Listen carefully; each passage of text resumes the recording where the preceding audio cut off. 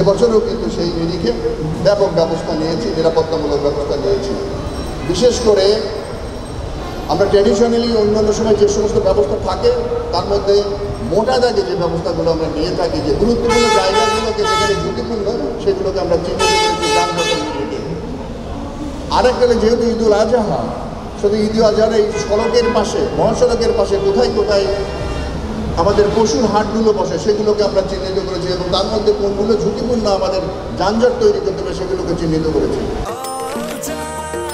নিশ্চিন্তে খান স্বাস্থ্যকর all time পান, অল টাইম হেলদি লাইফ। জেলা পুলিশ, মেট্রোপলিটন পুলিশ, বাংলাদেশ পুলিশের উন্নয়ন পুলিশ সহ হাইওয়ে পুলিশ তো আছেই।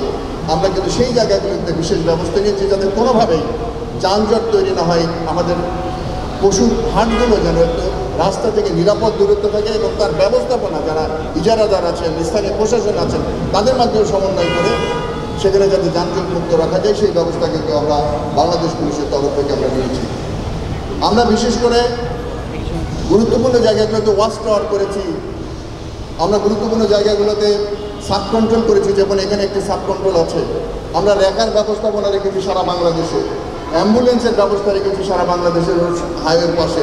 বিশেষ করে আমরা বিকল হইলে গাড়ি বা অ্যাক্সিডেন্ট করলে পারে তাকে যাতে সচল করে দ্রুত আবার যান চলাচল স্বাভাবিক রাখা যায় তার জন্য কিন্তু সারা বাংলাদেশের হাইওয়ের পাশে যে সমস্ত গাড়ি মেরামতকারী প্রতিষ্ঠান রয়েছে, রেখার রয়েছে, তাদের তালিকা করে আমাদের কন্ট্রোলে রেখেছি। আমাদের পুলিশ সদস্যরা অনিরাপদ ঝুঁকিপূর্ণ যাত্রার কারণে আমার জীবনকে ঝুঁকির মধ্যে পড়তে পারে, মৃত্যু পর্যন্ত হতে পারে অ্যাক্সিডেন্টের কারণে, সেইটা আমাদেরকে বুঝতে হবে। এ ব্যাপারে কিন্তু আমরা সারা বছরই সচেতনমূলক কার্যক্রম চালাই। আমরা টিভিজি তৈরি করে টেলিভিশন, আমাদের সোশ্যাল মিডিয়াতে আমরা করছি, চালাচ্ছি।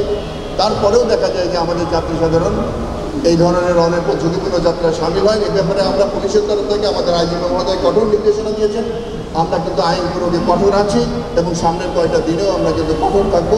এই ধরনের ঝুঁকিপূর্ণ যাত্রার ক্ষেত্রে আমরা এগুলো দণ্ডনীয় অপরাধ, যারা নিচ্ছেন, যারা চড়ছেন তাদের বিরুদ্ধে আমরা ব্যবস্থা নিচ্ছি এবং নেব। কিন্তু সচেতনতা আমাদের সর্বাগ্রে দরকার, তাহলে কিন্তু আমরা করব। আমরা আরও কতগুলো ব্যবস্থা নিয়েছি যে ডিপ্লয়মেন্ট তো আমাদের আছে, সাদা পোশাকে আছে, নজরদারিতে আছে, আমাদের মোটরসাইকেল পেট্রোলিং রয়েছে, যাতে যানজট প্রবণ এলাকার মধ্যে আমরা যেয়ে সেখানে যানজট নিরসন করে আমরা যাতে সচল রাখতে পারি রাস্তার মুভমেন্ট। আরও আমরা দেখেছেন যে প্রযুক্তির ব্যবহারটা কিন্তু আমাদের এই সেবার মানকে বৃদ্ধি করেছে, আমাদের দক্ষতাকে বৃদ্ধি করেছে। ঢাকা চট্টগ্রাম মহাসড়কে পুরোটাই আমরা সিসি ক্যামেরার আওতায় এনেছি।